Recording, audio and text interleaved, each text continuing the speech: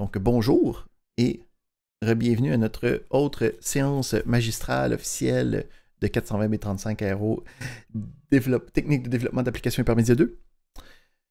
Je suis votre autre enseignant, mentor Hugo, et aujourd'hui, on continue dans notre exploration du monde de React. Donc, on s'était laissé hier, puis on avait regardé en aperçu qu'est-ce que React pouvait nous donner, qu'on était capable de faire des choses quand même assez intéressantes avec peu de code. Puis, on avait commencé, on avait regardé le tutoriel d'un tic-tac-toe qui me permettait de voir vraiment, OK, je peux construire quelque chose de quand même assez rapidement quand je suis en connaissance de cause. Fait que aujourd'hui, là, on va revenir en arrière, puis là, on va prendre chacune des étapes tranquillement pour être capable d'arriver à bon port, puis d'être capable d'avoir des choses qui sont intéressantes, puis qu'on soit capable de les faire en plus.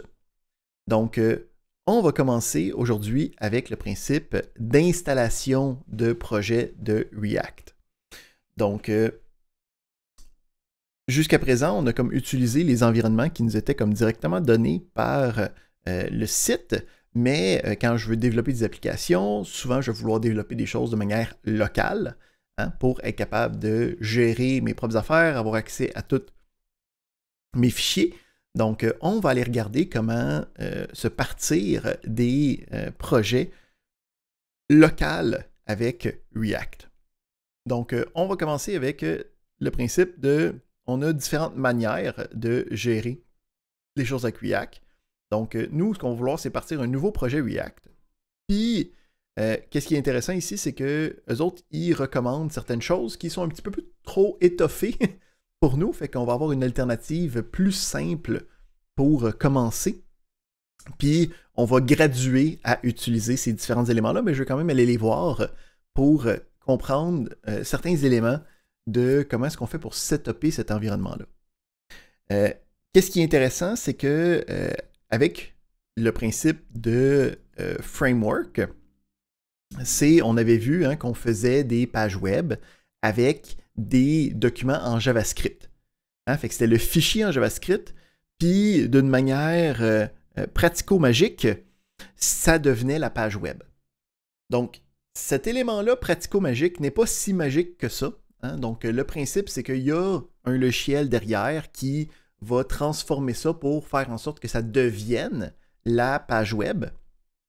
Puis, c'est ce qu'on appelle les Full Stack Framework ou les Deployment Framework ou celui-là, il dit un Build Tool. Donc, ça me permet d'avoir un environnement dans lequel je peux travailler puis voir mes changements. Habituellement, même, il va y avoir des fonctionnalités aussi que ça me permet d'avoir les changements en temps réel pour être capable de facilement développer de manière rapide et itérative. Fait que eux, dans le tutoriel, dans le site officiel de React, ils nous donnent des quadriciels, des frameworks pour créer des applications là, genre top-notch, de production, comme si tu étais une entreprise avec des centaines d'employés, prête à faire plein de choses. Ce qui n'est pas une mauvaise chose en tant que telle. C'est là qu'on va se rendre. Mais pour l'instant, il va y avoir, quand on utilise ça, il y a pas mal de choses qui viennent en amont qu'il faut comme savoir d'avance pour être capable de bien les utiliser. Fait que nous, on va ne pas utiliser les deux qui sont proposés, le Next.js et Remix, pour l'instant. Donc, ça ici, ça va te permettre de créer des Full Stack React Framework. Fait que nous autres, on veut juste le front-end en ce moment-là. Fait que on va travailler avec un Build Tool qui est semblable, mais qui est fait juste pour une petite application simple. Qu'est-ce qu'on va remarquer par contre? C'est l'utilisation ici d'une commande à écrire dans le terminal pour construire l'application. Puis ça va venir avec d'autres connaissances connexes qui viennent chercher des informations sur NPM. Donc, on a installé Node. C'est avec ça qu'on a fait exécuter nos différents programmes de JavaScript durant la première semaine. Puis avec Node, ce que je ne vous ai pas dit, c'est qu'il y avait un autre utilitaire qui est installé, qui était NPM. NPM qui est pour le Node Package Manager. OK? Donc, pas Neo's Playing Morpheus, puis pas, il me semble que ça shift, pas les Noiseless Playing Mantis, puis pas les Nifty Penguin Magic, c'est le Node Package Manager. Donc, le but de ça, c'est d'être capable d'aller chercher des librairies, d'être capable d'aller chercher des frameworks que d'autres personnes ont fait, puis de facilement les intégrer à notre projet. Donc, si je pense que vous avez utilisé C#, puis des fois vous avez utilisé NuGet pour aller chercher certaines librairies, c'est le même principe ici. Donc, le Package Manager, c'est le principe d'avoir un outil qui me permet d'aller chercher des projets, d'aller chercher des librairies. Fait que quand ça nous demande ici d'utiliser NPX, le principe, c'est que ça utilise le Node Package Manager, mais d'utiliser juste un package, ça utilise comme une série d'exécutions pour construire un squelette d'une application qu'on peut utiliser par la suite. Fait que si on regarde, le principe c'est le NPX, puis là j'aurais un Next App, ou sinon j'aurais Create Remix, ou sinon j'aurais Create Gatsby, ou sinon j'aurais Expo App. Donc il y a plein de différentes manières de travailler avec ça. Ici, c'est pas ça. Et là. Fait que nous, on va pas utiliser ceux-là parce que comme j'ai dit, ils ont beaucoup de stock par-dessus que nous, on n'a pas besoin pour l'instant, puis que ça va juste nous confondre. Fait qu'il existe différents d'autres outils de construction de squelettes qui vont nous permettre de faire ça rapidement puis facilement. Nous, ceux-là qu'on va utiliser, ou en tout cas ceux-là que je conseille, ça va être vite. Okay? Pourquoi? Parce qu'il est vite. Donc, c'est ça son but, c'est d'être quelque chose qui est extrêmement rapide et convivial pour être capable de créer des petites applications comme nous, on va utiliser pour apprendre à travailler avec React. Il y en existe d'autres, OK? Donc, l'autre gros pour des petites applications, ça serait un qui s'appelle Create React App. OK? C'en est un autre. Fait que, mais moi, je conseille d'utiliser vite pour être capable de travailler avec ça facilement et convivialement. Je vais mettre le premier gentil lien. Pour être capable d'utiliser ça, il faut travailler dans notre environnement, puis être capable d'aller installer, puis d'exécuter cette librairie-là. Donc, comment est-ce que ça va marcher? Premièrement aussi, celui-là, il est tellement rapide que lui aussi peut avoir comme sa propre création de projet rapide. Donc, si nous autres, on veut l'utiliser, je peux l'utiliser même à l'intérieur d'un navigateur qui va te créer un environnement temporaire de développement. Donc, si tu veux juste tester des choses, tu peux facilement le faire avec ça. Qu'est-ce qui est intéressant aussi avec Vite, c'est que, comme j'avais dit, il y avait différentes librairies de framework. Nous autres, on regarde React, mais il y en a d'autres. Donc, Vite, en plus, il est agnostique de ces différentes librairies. Il est capable de faire, différentes librairies. Fait que nous autres, admettons, j'en veux React. OK, ben je peux cliquer là-dessus, puis ça va me créer un projet avec Vite, avec la version pour React. Puis là, ici, j'ai vraiment le résultat qu'on va voir tantôt, là, mais complètement à l'intérieur d'un navigateur. OK? Donc, il y a toujours cette possibilité-là sur le site. Mais nous, on va vraiment essayer de l'installer de manière locale. OK? Donc, moi, ce que je veux, c'est d'être capable de l'utiliser de manière locale. Donc, on peut l'utiliser de manière locale en utilisant la commande qui nous est donnée. Donc, en utilisant npm create vite at latest, ça me permet de créer le projet puis de pouvoir l'utiliser par la suite. Fait que on peut utiliser cette commande-là, puis on va aller voir qu'est-ce que ça nous demande quand on essaie de l'utiliser. Donc, on va aller du côté de notre éditeur. Je vais me mettre en haut à droite parce que on va avoir besoin de la place du terminal. Donc, Ici, j'ai déjà Visual Studio Code d'ouvert, j'ai déjà sélectionné un dossier, donc moi j'ai juste un dossier vide, là. Je peux avoir un fichier là-dedans, là, donc blabla. .js, là. Ah, donc on a un dossier, on a des fichiers à l'intérieur, ok, mais le dossier est prêt à recevoir notre projet. Quand on fait un projet avec React, puis puisque ça a un paquet d'outils qui vient avec, ça va se créer un sous-dossier automatiquement. Fait qu'il faut être prêt à travailler avec ce sous-dossier-là. Fait que je vais ouvrir le terminal pour être capable de voir les résultats. Donc, le terminal s'ouvre directement dans le bon dossier. Donc, moi ici, j'ai changé mon prompt. Là, fait que vous autres, ça se peut que ça dise C2. Blablabla. Là, moi, je voulais juste qu'il y ait plus de place pour qu'on puisse voir qu'est-ce que j'écris.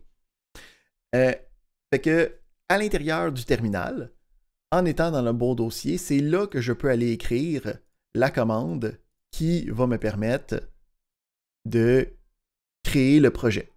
OK? Fait que c'est npm create vite at latest. On va agrandir ça un peu, puisqu'on va avoir des options. Là, la première fois que vous allez rouler ça, ça se peut que ça vous demande, est-ce que vous voulez télécharger qui est le programme de création? Fait que tu peux dire Y pour Yes, peser sur Enter. Puis là, ça va nous donner une série de différentes requêtes par rapport au projet. Fait que moi, je ne veux pas que ça s'appelle Vite Project, je veux que ça s'appelle Premier Projet. OK. Ensuite, je veux utiliser un framework quelconque. Fait que là, ici, c'est là que c'est extrêmement important pour nous d'aller sélectionner React dans la liste. OK? Donc, je sélectionne React. Puis ensuite, ça me demande quelle variante.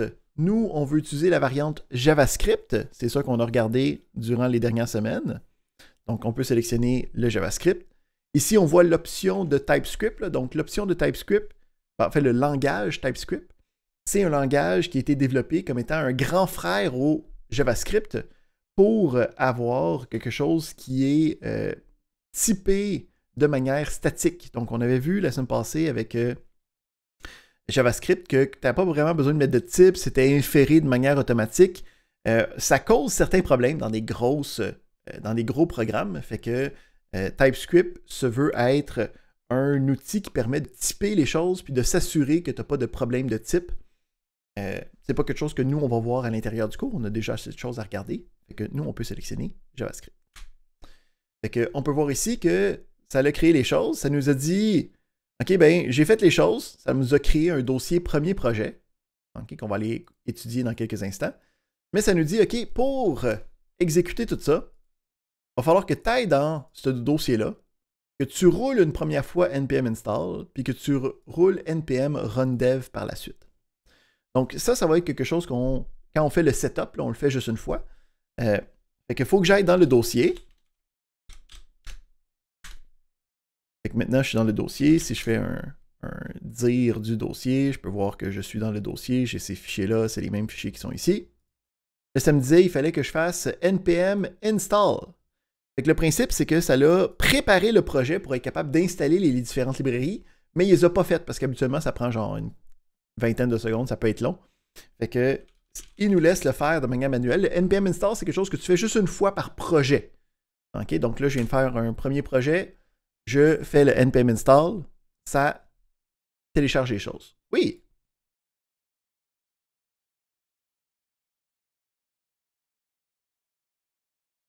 C'était React. Donc, c'est le framework que nous, on utilise.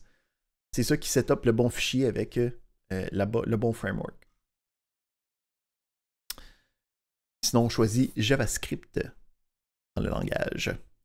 Fait qu'on a fait une fois qu'on a été dans le dossier, on peut faire le npm install. On fait le npm install une fois, ça va télécharger des choses. Puis c'est juste à faire une fois. Fait que après ça, quand je vais revenir, je n'aurai pas besoin de nécessairement tout refaire ça. Puis là, je veux tester cette application-là, là. Je veux l'avoir en action. Fait que pour l'avoir en action, je vais rouler la dernière commande qui était le npm run dev. Ça va être la commande que à chaque fois que je vais revenir, c'est ça que je vais vouloir refaire pour repartir mon projet. C'est ça qui va démarrer le site web et qui va me permettre d'y accéder. Fait que je peux faire npm run dev. Puis là, on peut voir ici que ça me dit que c'est prêt. OK, ça a été prêt en une demi-seconde. Puis ça me dit ici, je peux accéder au site web avec cette adresse-là. Fait qu'il y a une adresse qui a été automatiquement gérée, OK, qui me permet de facilement travailler avec. Puis je peux aller l'ouvrir. Là, je vais checker quelque chose.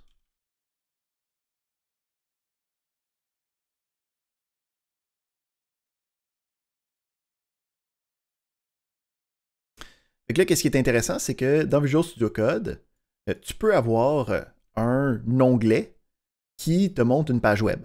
OK? Fait que nous autres, on va aller faire ça. Je vais remettre ma face en bas maintenant qu'on a les éléments. Okay. Fait que pour ouvrir une page web, je peux aller voir un...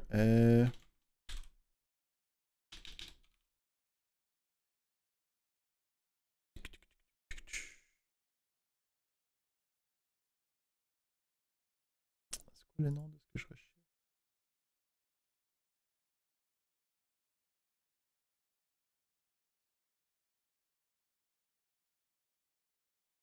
Simple Browser.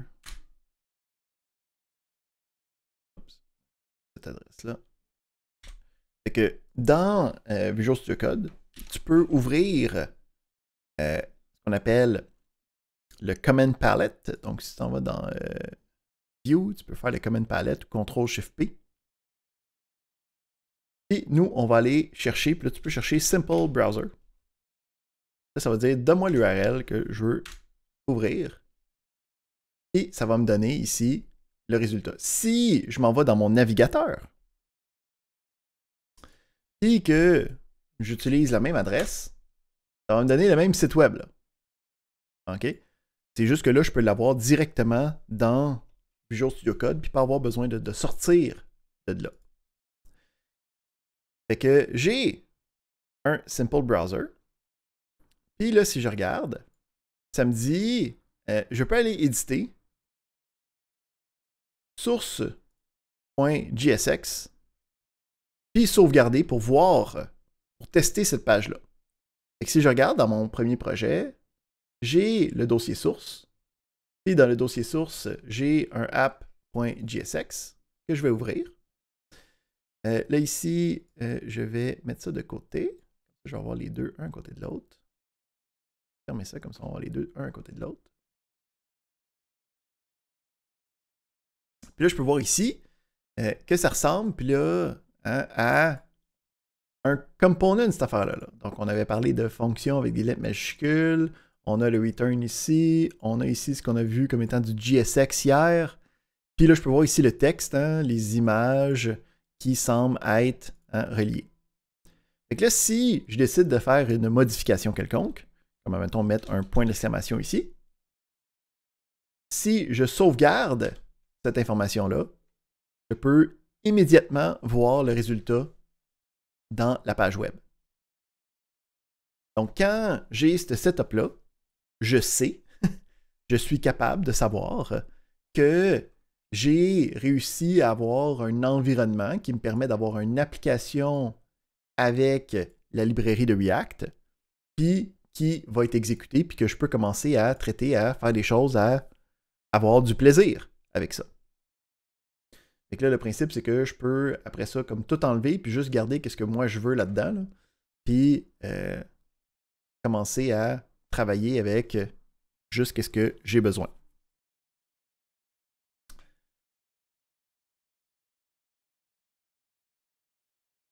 Alright. Fait que ça couvre la première partie d'installation pour être capable d'avoir un environnement qui nous appartient, qui va être capable d'être sauvegardé, puis qui va être capable d'avoir nos applications avec React. Quand je vais revenir, okay, donc premièrement, en bas dans le terminal, ça roule, là, okay, ça continue de rouler. C'est un serveur web. Moi, je peux l'arrêter en cliquant sur le CTRL-C, okay, pour être capable de l'arrêter. Donc, je reviens à mon environnement. Puis là, à ce moment-là, okay, si je réessaye, il va me donner une page vide parce que c'est plus disponible. Si je veux revenir à ça, OK, donc si, admettons, je réouvre cette fenêtre-là, hein, puis là, admettons, je reviens, je suis le lendemain, j'ai fait des choses, puis là, je veux repartir mon projet, il faut que je retourne, hein, puis que je sois dans le dossier du projet. Donc là, en ce moment, je suis dans mon dossier principal. Là. Moi, je l'ai appelé 420B35 Aero, mon dossier de mon projet dans Visual Studio Code. Fait que je peux changer de dossier avec la commande CD suivie du nom du projet. Puis une fois que j'ai ça, j'ai besoin de juste refaire le npm run dev. Donc le npm install, j'ai juste besoin de le faire une fois, c'est déjà installé. Donc je veux repartir le projet avec npm run dev. Ça réexécute, ça me donne une nouvelle adresse qui est souvent la même parce qu'il a repris la même. Puis à partir de là, j'ai la nouvelle la version qui est revenue. OK? Où c'est que je peux écrire des choses comme très vite et React. Et je peux voir que c'est mis à jour. Donc, on a ces différents éléments-là qui sont disponibles et qui viennent nous aider. Bon, oui. OK. Donc, quand tu fais CTRL-SHIFT-P et que tu marques Simple, ça n'existe pas? OK, ouais, c'est ça. C'est dans le Action Palette, on a le Simple Browser. Puis c'est ça qui va me permettre... quand tu le sélectionnes la première fois, il va te donner « Donne-moi l'URL », puis c'est là que tu peux mettre l'URL qui t'a été donné dans la partie du terminal.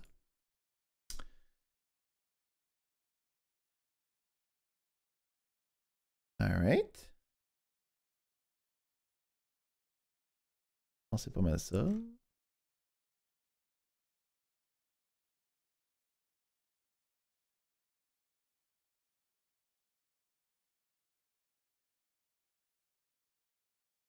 Ouais. OK.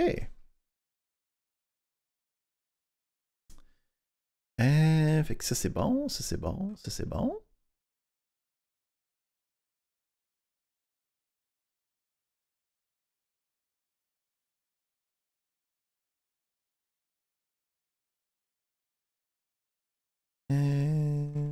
C'est pas mal ça. Ouais.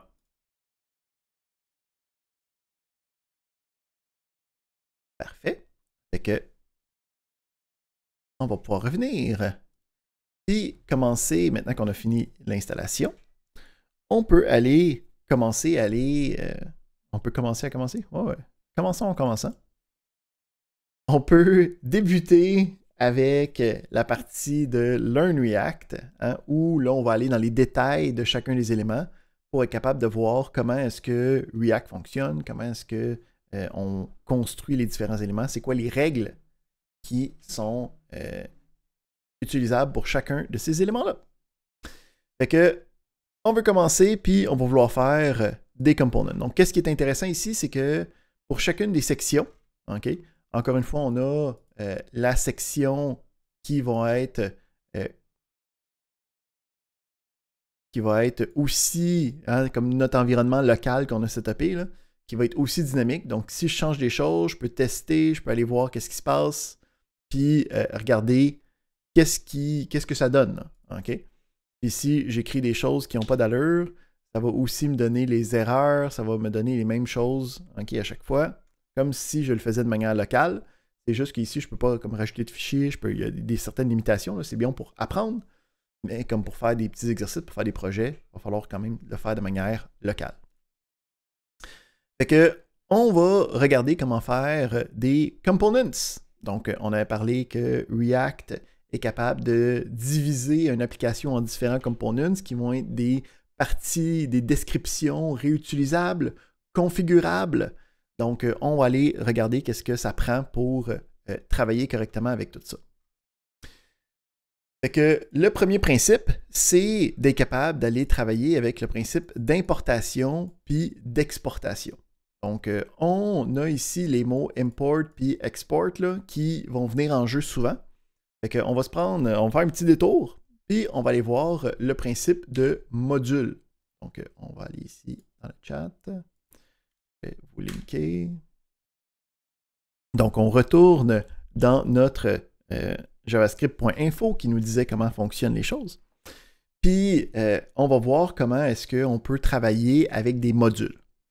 Donc, initialement, quand on avait des pages HTML, le script était directement inclus à l'intérieur de la page. On n'a pas trop besoin de penser à ça. Mais avec le temps, on a voulu faire des applications JavaScript de plus en plus complexes.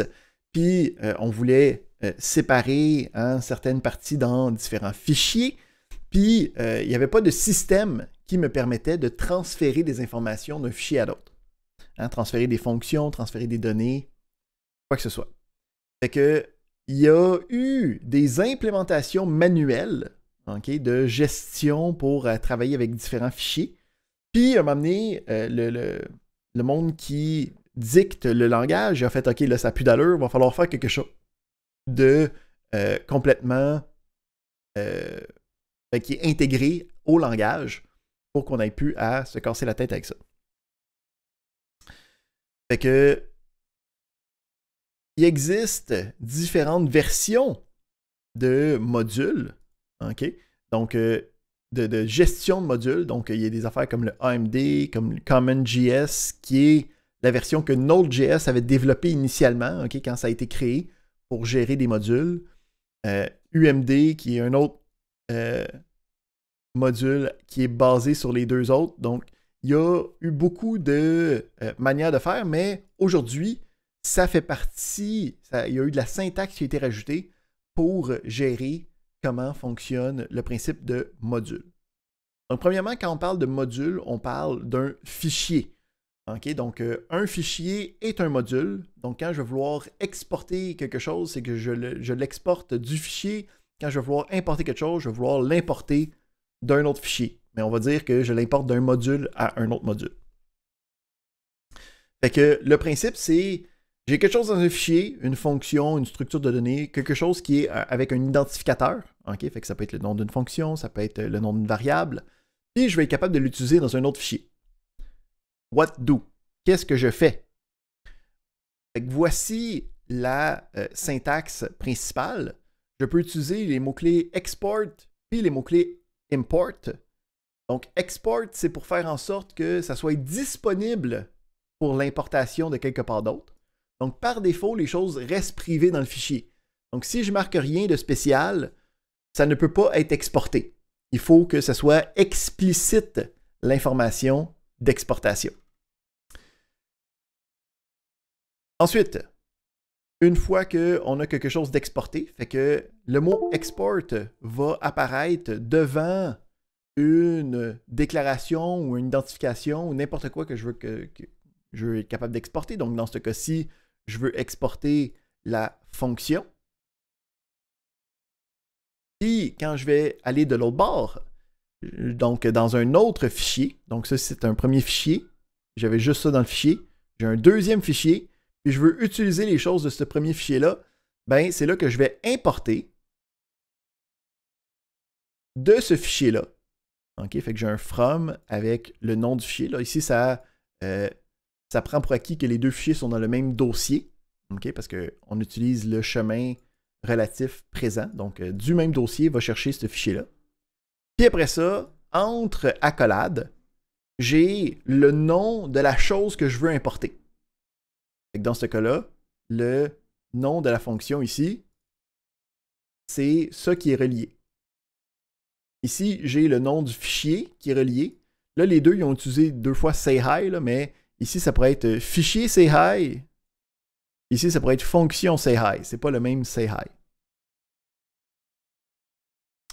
Fait que une fois que c'est importé, là, je peux l'utiliser, okay, comme si ça avait été écrit dans le même fichier duquel je l'ai exporté. Fait que qu'est-ce qui est intéressant, c'est que j'ai besoin d'accolade pour spécifier que c'est ça que je suis en train d'importer. Ce que ça veut dire, c'est que je vais pouvoir exporter plusieurs choses pour être capable de travailler avec. Ici, il y a des choses par rapport au... Oui.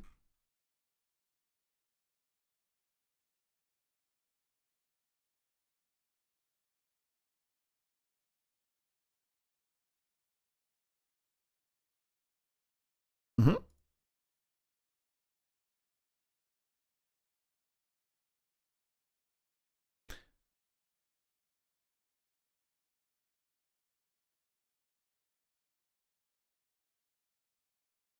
Ben non, parce que c'est le nom d'un paramètre d'entrée.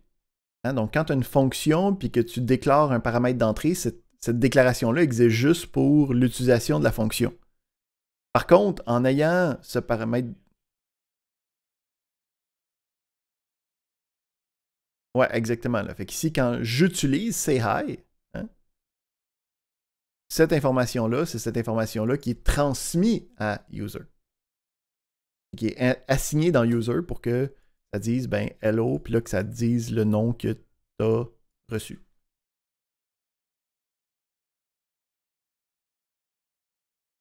Exact, exact. Le principe, c'est tu as la définition de ta fonction habituelle, tu fais juste mettre export devant.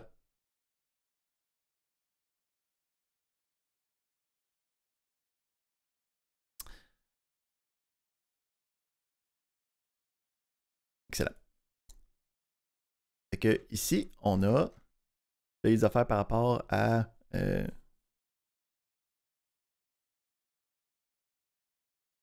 des éléments, mais que moi, pas besoin ici. Parfait. Fait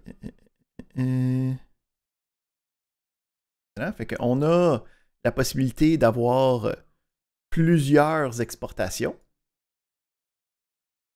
Puis, quand j'importe, hein, ben, je vais importer juste la partie que moi j'ai besoin. OK? Qu'est-ce qu'il y a d'autre à dire par rapport à ça? Je pense qu'on n'est pas pire de ce côté-là. Oui!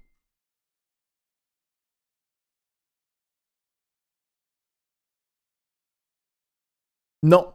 Donc, c'est seulement si la fonction utilise d'autres fonctions qui est dans le même fichier, tout va fonctionner correctement sans problème. C'est vraiment juste celle que tu veux utiliser que tu as besoin d'exporter. C'est une excellente question, okay? Parce que dans des langages compilés, ça ne serait pas exactement le même principe. Il y a quand même accès à ce fichier-là, c'est juste que c'est l'exportation, il faut qu'elle soit explicite pour que ça fonctionne. Mais juste celle-là que tu veux utiliser, pas les dépendances derrière. On avait... Oui.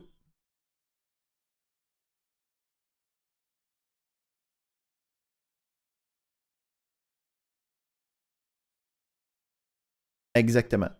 Donc, public et export sont très, très, très proches, mettons.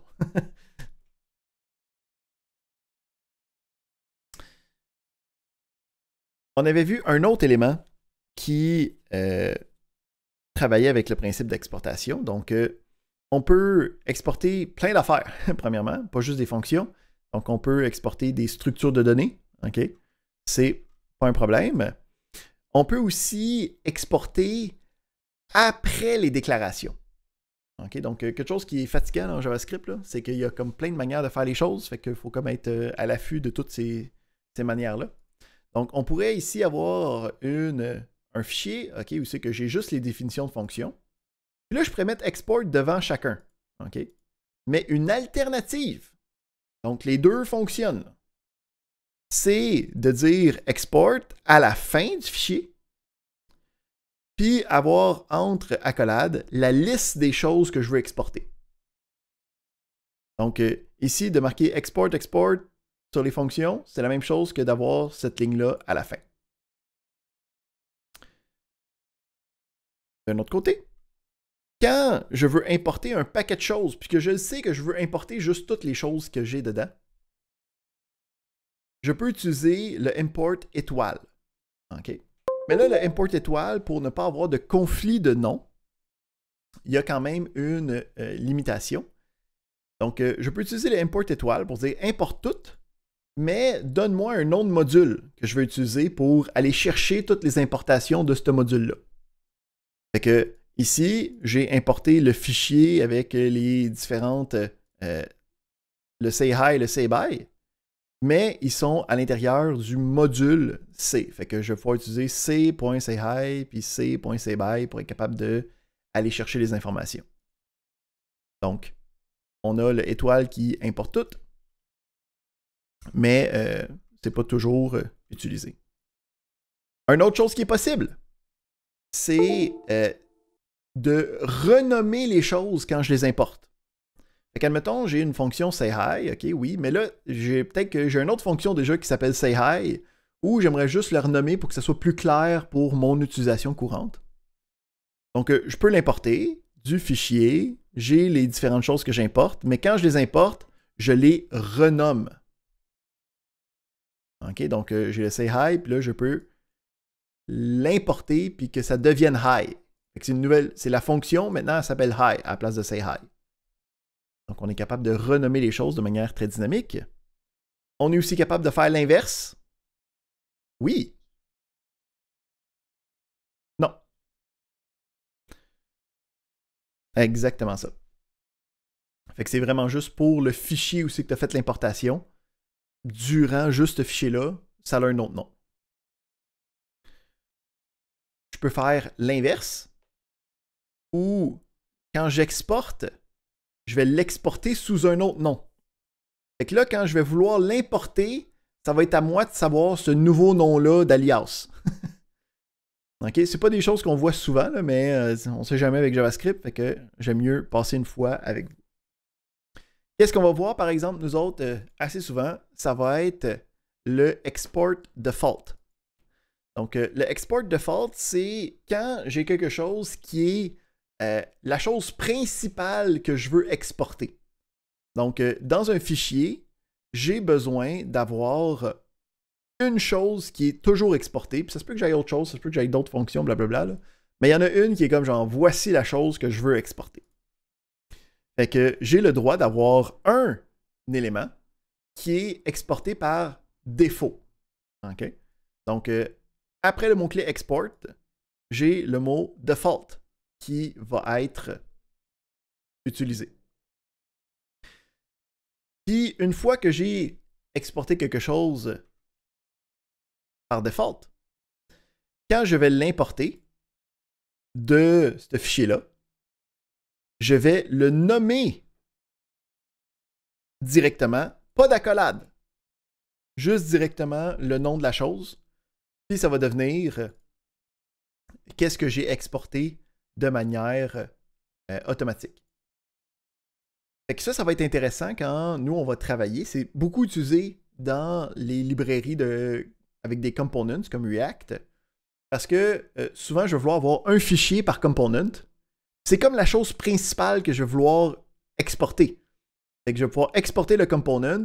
Si j'ai d'autres fonctions, c'est pas trop grave, ils vont rester dans le fichier. Puis là, quand je vais vouloir l'utiliser quelque part d'autre, j'ai juste à l'importer, puis je vais avoir juste directement le component qui va être la chose principale que je vais avoir à utiliser. Je pense que c'est pas mal ça. Tu peux spécifier le default export à la fin aussi en disant as default. C'est la même chose que de le mettre en tant que default derrière. Fait que ça, c'est bon. Le restant, c'est des choses que on fait jamais. Fait que on a le principe de exportation, importation. Je peux décider qu'est-ce que je veux. Puis j'ai le principe de importation, exportation par défaut, qui est comme la chose principale, la une chose que je veux sortir de là pour pouvoir l'utiliser. Fait que si je regarde comment fonctionne notre exemple initial, là, juste pour se donner une idée, là. Okay, on revient à notre environnement de tantôt. On va descendre ça un petit peu, puis on va juste regarder le app.js. Donc, si je regarde en ce moment, la fonction est une fonction avec une lettre majuscule, mais il n'y a pas rien d'exportation en ce moment à cette place-là.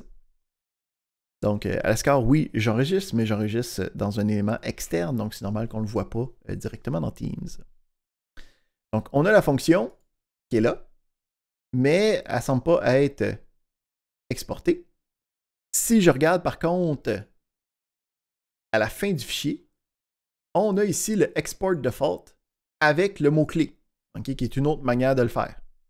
Donc ça ici, c'est exactement la même chose que si j'avais écrit ça. OK? Donc j'aurais pu faire export default function app. Et ici, ça l'a décidé de l'écrire à la fin. OK? Parce que, OK, il n'y a pas de bonne ou de mauvaise raison, c'est juste des styles de programmation puis des styles de gestion pour être capable de construire ça. Puis là, si je me demande où c'est que ça c'est utilisé, OK, il est utilisé où le app? Et c'est là, je peux aller voir, là, on va aller voir le main.jsx. Puis si on regarde ici, dans le main.jsx, c'est là qu'on importe le app de app. Puis là, on peut voir ici une autre chose intéressante. Quand on fait des importations, puisque les importations, c'est des fichiers JavaScript ou JSX, je n'ai pas besoin de mettre l'extension. Lui, il va essayer de l'inférer tout seul. Fait que là, ici, il a réussi à importer cette fonction-là, qui était la fonction du component. Puis là, on va voir tantôt, là, puis on a vu hier que c'est avec ça qu'on peut l'utiliser. C'est à cause qu'il a réussi à l'importer. Une fois que c'est importé, il a pu l'utiliser ici. Donc, on a maintenant une meilleure connaissance du principe d'importation puis d'exportation. Fait qu'on est capable maintenant de retourner voir notre petit début de Describing the UI puis de commencer à jaser de comment ça fonctionne les components. Avant de faire ça, par contre, on va se prendre une première petite pause. Donc, on va revenir à et 5. 1h05. Fait qu'on dit retour 14h05 pour continuer à regarder nos éléments avec React. À tout de suite. On est de retour. On est maintenant capable de revenir à notre liste d'apprentissage sur le site de React. Donc, on était ici dans la partie de nos premiers components. Donc, si on regardait un peu, on va regarder un peu le principe de qu'est-ce qu'on va regarder, comment faire le component, comment les importer, les exporter, comment travailler avec le JSX, puis comment travailler avec le JSX et les accolades pour avoir des évaluations. Ça devrait être qu'est-ce qu'on regarde aujourd'hui avant de commencer à se donner quelques petits exercices. Donc, on est rendu à travailler avec le premier component. Qu'est-ce qui est intéressant aussi, ici je vais le mettre dans le lien, pour comme ça c'est le début de qu'est-ce qu'on fait aujourd'hui. Dans les exercices à faire aujourd'hui, à la fin de chacune des sections qu'on va faire, je vais vous le rappeler tantôt aussi, là, on a des petits challenges pour être capable de voir comment bien comprendre chacune de ces sections-là. Donc, chacun des petits challenges, c'est des choses que vous pouvez faire pour vous pratiquer tantôt quand on va avoir vu chacune de ces sections-là. Fait que, on a le principe fondamental d'une page HTML, on avait parlé du DOM, on a parlé de la hiérarchie des différentes tags, puis de leurs expressions à l'intérieur. Donc, le but de React, c'est de transformer cette... à la place d'avoir à écrire l'HTML, d'être capable de construire des components qui vont être des éléments d'interface réutilisables et configurables dans notre programme. Donc, on pourrait avoir tout ça qui serait un component, puis que je pourrais après ça l'utiliser quelque part d'autre, OK, ou c'est que je pourrais le configurer, je pourrais changer des choses à l'intérieur. Donc, quand on a une page, ou en tout cas un système qui utilise React, à la place de juste avoir des tags HTML, on va avoir différents components qui vont construire la page. Et ces components-là vont être capables d'avoir d'autres components, puis ces components-là vont avoir d'autres components, blablabla. Puis une fois qu'on a ces principes-là, on peut rajouter aussi du style. Donc ici, ça nous donne des différentes autres librairies qui viennent s'agencer à React pour être capable d'avoir des fonctionnalités intéressantes sur... on peut avoir des showcases, merci. Donc, des exemples de le principe de features. On voit tout ça dans des sites, là, mais le principe, c'est que tout ça, c'est découpé en différents components derrière. Là. Donc, on a cette partie-là, on a un petit item, on a le titre, mais comme l'emplacement, toutes ces affaires-là, c'est des choses qui peuvent être automatiquement gérées. Même principe ici, on a un exemple de UI Libraries, je sais qu'on a des boîtes avec des éléments, des compteurs, mais toutes ces affaires-là, c'est des choses qui peuvent être rajoutées, puis qui vont être en fait des components déjà préfaites que nous, on peut utiliser. Si on regarde comment ça fonctionne, le principe, c'est que c'est déjà React, puis à l'intérieur, je peux utiliser des éléments qu'eux nous donnent qui ont déjà été faits. Fait que le principe de réutilisation, le principe de components, c'est quelque chose qui est très, très, très fort, qui est très, très, très dans la pensée du génie logiciel, de devoir faire les bonnes choses. Fait qu'on va aller regarder un peu comment fonctionne la déclaration d'un component. Fait que pour être capable de travailler avec un component, ce qu'on va vouloir faire, c'est créer un fichier qui va contenir le component. Fait qu'on va vouloir exporter ce component-là pour être capable de l'utiliser ailleurs. Donc, le premier coup, ça peut être un élément qui s'appelle app, mais ça peut être un profil, ça peut être quelque chose de plus spécifique. Donc, on veut créer des choses à différents moments. Donc, on a ici l'exemple du export default. Puis c'est ça qu'on voyait tantôt aussi dans notre élément. On avait un component. Le export default il était après, mais il était quand même export default du app. Fait que on exporte le component. Ensuite, on va avoir la fonction. Fait que ça va être le nom de notre component. Donc ici, dans l'exemple, on a un component qui s'appelle profil, ou en anglais, profile. Chose importante, dans la librairie de React, on s'attend, donc c'est pas juste une convention, il faut le faire. Il faut que les noms de components commencent avec des lettres majuscules. OK? Fait qu'on a ce principe-là, une fonction avec une lettre majuscule, c'est ce qu'on a besoin pour avoir un component. Ensuite, le but du component, c'est de retourner le markup, la description de cette composante-là, de ce component-là.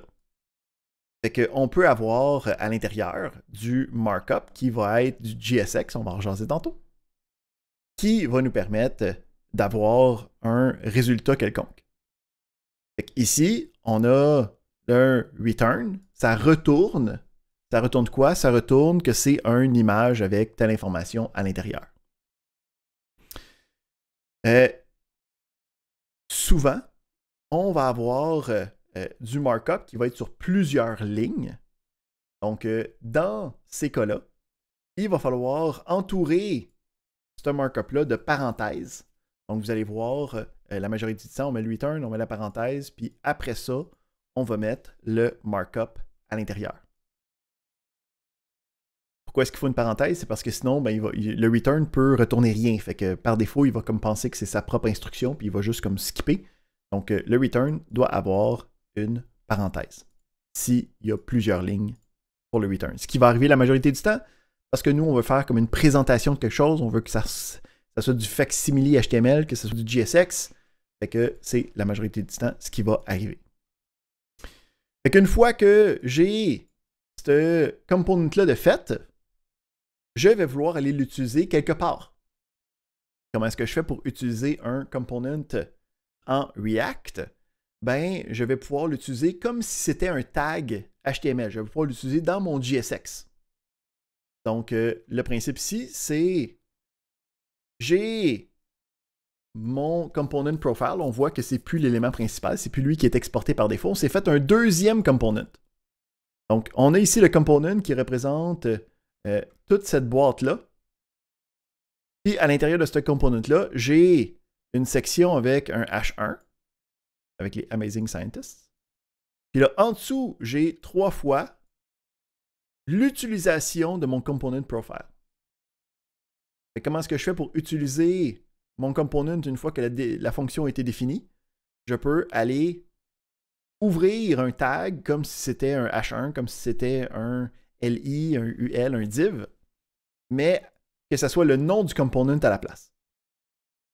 Puis là, puisque je n'ai pas rien à mettre dedans, je le referme immédiatement avec le slash crochet carré. Je suis obligé de mettre le slash crochet carré en passant. Toutes les balises en JSX, on va revoir tantôt, doivent être fermées. Fait que ça ici, ça me permet de réutiliser ça. Et ça me donne 3 fois ce component-là. Fait que lui, qu'est-ce qui va se passer derrière? C'est qu'il va prendre ça puis il va venir remplacer ça par le return. Hein? Fait que qu'est-ce que le browser il voit? Lui, c'est la section, le H1, puis après ça, 3 fois les images. La majorité du temps, on va vouloir être capable de travailler dans différents fichiers pour chacun des components. Donc, on va aller voir comment exporter puis importer les différents éléments dans la prochaine section. Ici, encore une fois, il y a des gentils petits exercices. Donc, à la fin de notre période d'aujourd'hui, vous pouvez revenir dans chacune des sections qu'on va avoir vues, faire les exercices. Donc, pour les exercices, comment ça fonctionne? Vous avez un exercice qui dit « Hey, ça ne marche pas parce que quelque chose. » Fait que là, ici, il faut que tu réussisses à réparer qu'est-ce qui se passe. OK? Puis, une fois que c'est réparé, tu peux aller voir la solution, OK, pour t'aider. Puis, après ça, tu peux passer au prochain numéro qui te demande « OK, ben, il y a un autre problème. Quel est le problème? Pourquoi est-ce que ça ne marche pas? Répare-le. » On voulait telle chose, ça ne marche pas, répare-le. On voulait telle chose, répare-le. Donc, on a des petits exercices pour être capable de se pratiquer avec React. Ça, c'est à vous de faire ça tantôt. Nous autres, on va continuer, puis on va aller regarder comment fonctionne l'importation puis l'exportation de components.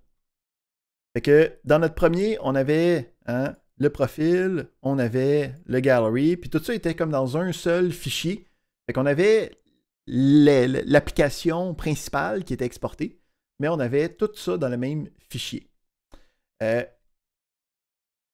C'est pas exactement la chose la plus la meilleure pratique, parce que plus on avance, plus les components deviennent compliqués, plus on veut avoir la bonne présentation d'informations. Donc, ce qu'on va vouloir faire habituellement, c'est d'avoir un component par fichier. Donc, ce qu'on va vouloir faire, c'est être capable de créer un nouveau fichier, mettre le component dedans, puis utiliser ce component-là dans un autre fichier. Fait qu'on vient tout juste de voir comment fonctionnent les exports puis les imports. Fait que on peut facilement aller voir qu'est-ce qui se passe avec ça. Fait que j'ai le app, puis dans le app, ce que je retourne, c'est un component qui s'appelle Gallery. Puis là, je ne sais pas c'est quoi Gallery, mais si je regarde, j'ai l'importation de Gallery. Donc, j'importe le fichier. Puis, si j'enlève l'extension, ça donne la même chose. Si je ne donne plus le bon fichier, là, ça devrait créer une erreur. Mais même si je n'ai pas l'extension .gs, ça fonctionne quand même. J'ai le export default parce que de ce fichier-là, c'est le component principal. Puis là, on va aller voir qu'est-ce qui se passe dans Gallery. Fait que dans Gallery, j'ai le export default de Gallery. j'ai ma section. Puis, j'ai encore le principe du profil. On ne l'a pas encore séparé dans un autre fichier. Mais on peut voir ici le principe de j'ai un élément qui est en exportation par défaut. Je suis capable de l'utiliser d'un autre endroit. Puis, puisque nous, on est en train de travailler avec des components de React, on peut les utiliser pour faire de la construction d'interface utilisateur. Parfait.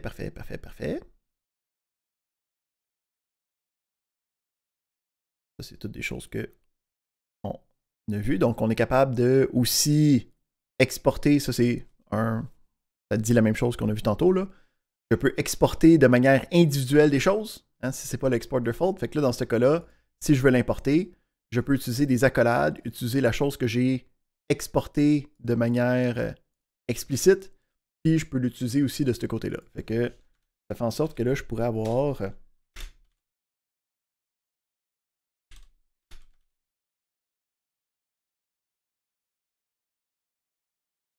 ah oui, il n'est même pas.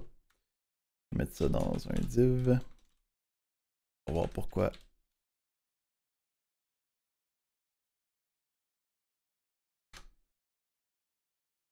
Mais ça me permet d'utiliser les deux, hein, de manière séparément. Je les ai importés les deux. Fait que tout ça va bien. Fait que on veut habituellement avoir un, hein, ou des fois, si c'est un qui est imbriqué avec un autre, c'est correct, là. Mais chacun des composantes, des components qui vont être importants dans mon programme, je veux qu'ils aient leur propre fichier, que j'exporte par défaut ces components-là, puis que je puisse les importer d'un autre fichier, d'un autre module, pour être capable de les utiliser dans ceux-ci. Ça va bien avec ça. On peut continuer ici. Il y a pas... il y a un petit challenge pour justement faire en sorte que le profil devienne son propre component. C'est à vous de travailler là-dessus dans quelques instants. Comment est-ce que je fais pour travailler, ou en fait, c'est quoi les règles pour le JSX? Donc, le JSX, c'est quelque chose qui s'écrit dans des fichiers en JavaScript qui travaille sur quelque chose qui ressemble à être du HTML. Fait que quand on... tu sais, le HTML, c'est des balises, c'est des tags. Le JavaScript, c'est des fonctions. Qu'est-ce qui se passe, en fait, là, quand on travaille avec ça? Fait que on a ici hein, des exemples où c'est que tu peux avoir des choses qui sont en React, qui mélangent un peu les deux. Là. Fait qu'est-ce qui se passe derrière? Ce qui se passe en fait, c'est que quand moi j'écris ça, derrière, okay, la librairie de React transforme ça en fonction JavaScript qui va juste être du JavaScript finalement. C'est juste que ça nous le met d'une manière, dans une syntaxe qui est plus adaptée à ce que nous, on est prêt à voir, prêt à concevoir, prêt à travailler quand on veut construire une interface. Fait que le JSX, c'est un état qui va être transformé en fonction, qui va juste être du JavaScript, mais c'est caché de nous, le développeur, pour nous faciliter la vie. Fait qu'il faut faire attention quand on travaille avec, admettons, j'ai quelque chose qui est déjà fonctionnel en HTML, puis là, je me dis, j'aimerais ça l'avoir en JSX. Fait que si je fais juste copier cette partie-là, ça ne fonctionnera pas. Okay? Parce qu'il y a des règles additionnelles dans le JSX qui n'existent pas en HTML. Fait que on va aller voir c'est quoi ces différentes règles-là. La première chose, c'est que quand on retourne quelque chose en JSX, il peut seulement avoir un élément à la racine, un élément qui est le parent de tous. On ne peut pas avoir plusieurs éléments qui se côtoient au même niveau. Fait que si on regarde le HTML ici, au même niveau de la racine, j'ai le H1, j'ai l'image, puis j'ai un UL. Je ne peux pas faire ça en JSX. Il faut absolument que j'aille un premier niveau de racine. Donc ici, ça serait de rajouter un parent à tous ces éléments-là. Là, ici, d'avoir un div, c'est peut-être problématique. Peut-être que le div va tout fucker tes affaires. Fait qu'il existe les fragments qui sont des balises vides, juste pour qu'il y ait un parent, mais que dans l'HTML final, ça apparaît pas. Donc, on peut utiliser les fragments pour avoir plusieurs éléments tout de suite, mais de quand même avoir un seul élément à la racine de notre description, de notre markup en JSX.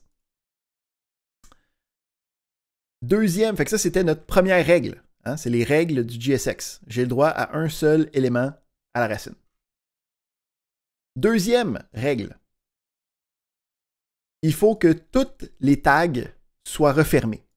Donc, on a un exemple avec, si on reprend notre HTML du début, notre image ici en HTML, l'image, j'ai juste à ouvrir, hein, c'est juste le tag direct. J'ai pas de fin de tag. Même chose avec les LI, j'ai pas de fin de tag. Hein, le UL, lui, il y en a un. Le H1, lui, il y en a un. Mais image puis les LI, il n'y en a pas. J'ai pas le droit de faire ça en JSX. Donc, deuxième règle, il faut absolument fermer toutes les tags. Donc, le tag d'image, il faut que ça soit une balise auto-fermante. Les LI, il faut qu'ils soient tous terminés individuellement pour que ça fonctionne. Donc, ça, c'est notre deuxième règle. Il faut que toutes les tags soient fermés. Troisième règle, et la dernière. Il y a certains noms qui sont en HTML qui sont problématiques en JavaScript, et qui ont été soit transformés ou ils ont été renommés un petit peu. Donc, le plus prévalent, c'est le mot class en HTML qui travaille pour le CSS, qui va devenir class name. Ou des choses avec des traits d'union, des choses que tu n'as pas le droit d'avoir, comme stroke width, ça va devenir stroke width avec du camel case. Fait que la majorité des choses sont possiblement un peu renommées. Donc, habituellement, si tu fais une erreur, là, dans la console, ça va te dire « Ok, tu as écrit ça, là, mais tu voulais dire ça parce que sinon, ça ne fonctionnera pas. » Fait que, faut faire attention, il y a des choses qui doivent être renommées, particulièrement dans les attributs de tag, pour être certain que ça fonctionne. Il existe des convertisseurs, okay? Donc tu peux aller en ligne là, puis trouver un convertisseur. Donc si on reprend notre exemple tantôt, ça nous donne le résultat à l'intérieur. Hein? Ça a rajouté les fragments, ça a rajouté les fins d'éléments. Donc on peut convertir du HTML en JavaScript assez facilement. Fait que, encore une fois, quelques petits tests pour s'assurer qu'on a bien compris toute cette partie-là. Mais là, on est plus connaissant du JSX. Dernier élément de la journée, comment utiliser les accolades, les curly braces, pour faire des évaluations à l'intérieur de JSX. Donc,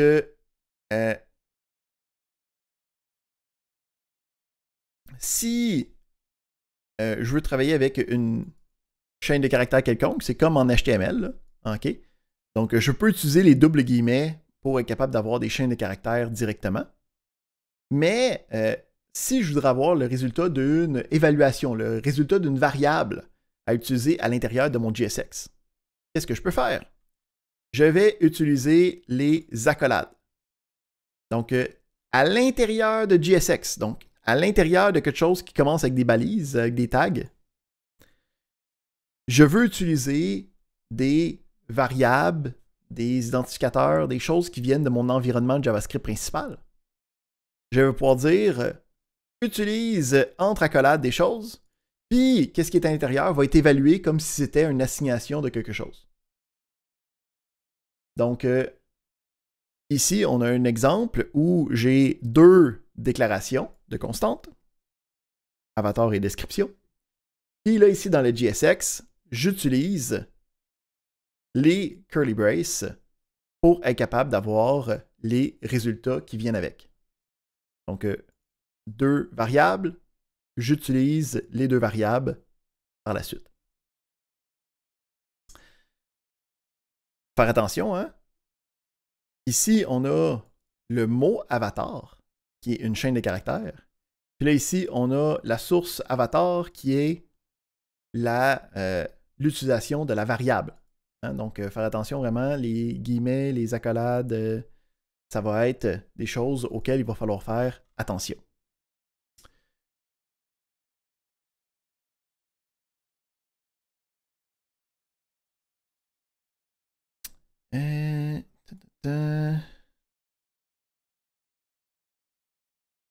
Fait que aussi, à l'intérieur d'accolade, je peux utiliser n'importe quoi qui va me retourner à un résultat.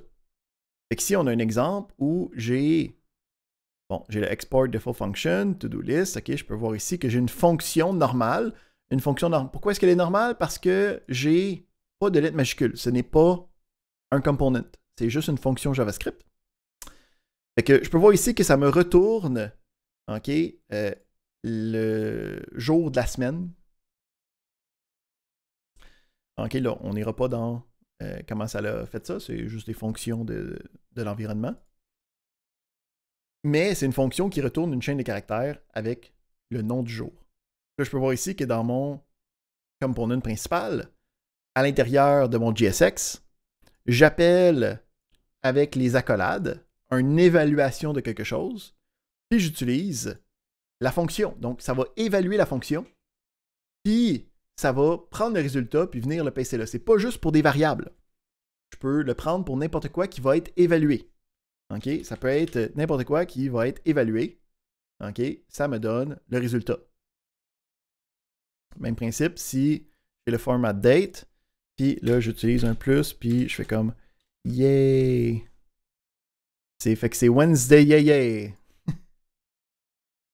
Hein, parce que ici, j'ai pris le résultat de la fonction, j'ai fait une concaténation, puis j'ai été rajouter l'élément qui vient avec.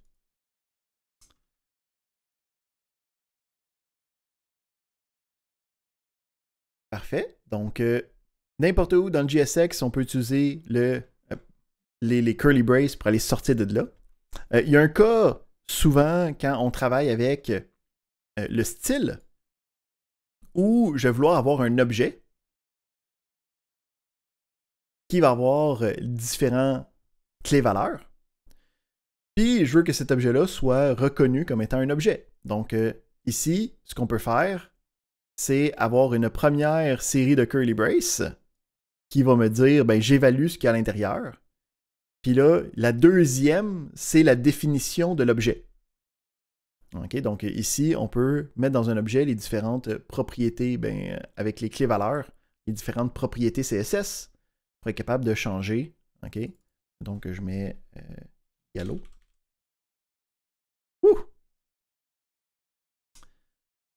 Les informations à l'intérieur de ça.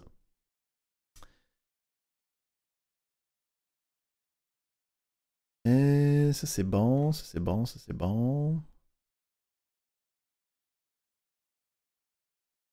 Il n'y a rien d'autre de spécial là-dedans.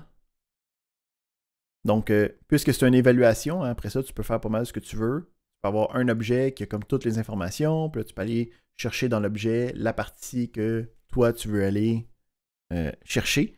Ça va être intéressant quand on va commencer à donner des informations à nos différents components. Mais je pense que c'est pas mal ça pour qu'est-ce qu'on a ici, encore une fois, des petits exercices qu'on va vouloir faire dans quelques instants pour travailler avec ça.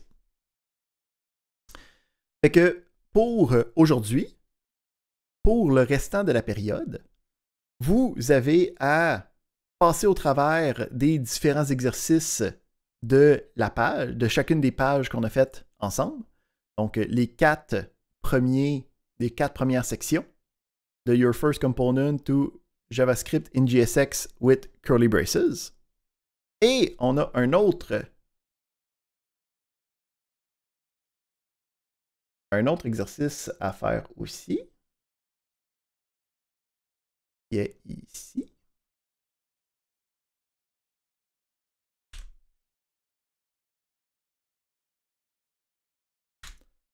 qu'on va regarder ensemble.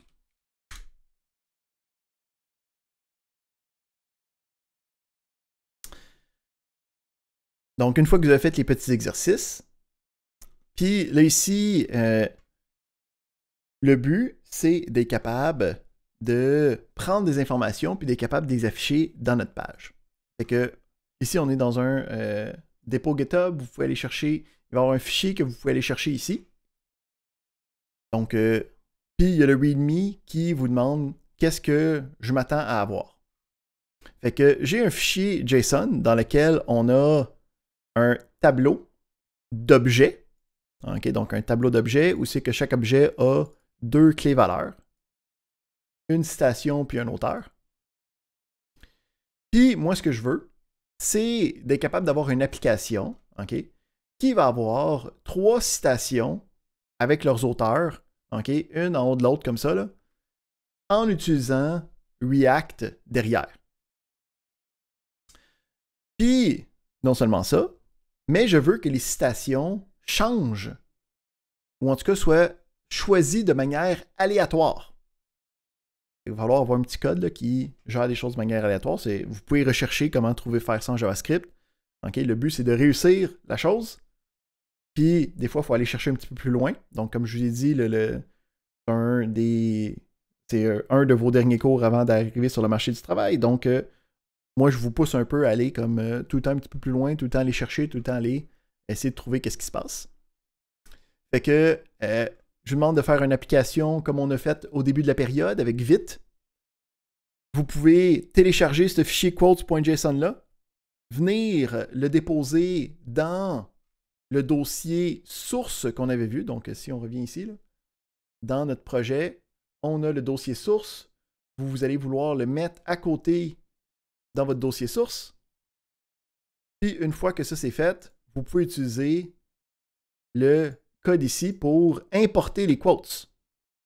Puis là, ça va devenir juste un objet, hein, ça va devenir directement un array dans votre programme. Donc, avec ça, vous allez avoir, puis là, vous allez pouvoir inspecter qu'est-ce qui se passe à l'intérieur, des choses comme ça. Puis le but, c'est d'essayer d'avoir des quotes. Fait que je vous conseille de commencer avec un petit quote, juste aller travailler, sortir de l'information de votre structure de données. Après ça, d'en avoir 3. Après ça, de le faire de manière aléatoire. Après ça, d'avoir l'auteur. Après ça, peut-être de construire des components pour être capable de gérer ça un petit peu mieux. Puis on va continuer à travailler ça ensemble. Donc, pour aujourd'hui, on a les exercices à faire du site. Ensuite, on a l'exercice principal. Pour les exercices du site, vous avez les solutions qui sont données avec. Pour l'exercice à faire, on va le corriger la prochaine fois qu'on va se voir. Comme j'ai dit, la prochaine période va être asynchrone. Fait que mardi, on ne corrigera pas directement là, mais on va le corriger ensemble jeudi de la semaine prochaine. Mercredi de la semaine prochaine, pardon. Fait que ce serait tout pour notre partie magistrale de la journée. Donc moi, quand je vous donne des travaux à faire, je vais fermer la séance courante, puis je reste disponible sur Teams pour être capable de voir tout ce qui se passe. Fait que si vous avez quelconque problème, vous êtes bloqué, vous ne réussissez pas à setuper votre premier projet, juste à me poker directement sur Teams, puis on peut faire un petit appel pour regarder, voir qu'est-ce qui se passe ensemble. Et on est prête? On se lance? On devient des développeurs React aujourd'hui. Puis on s'amuse.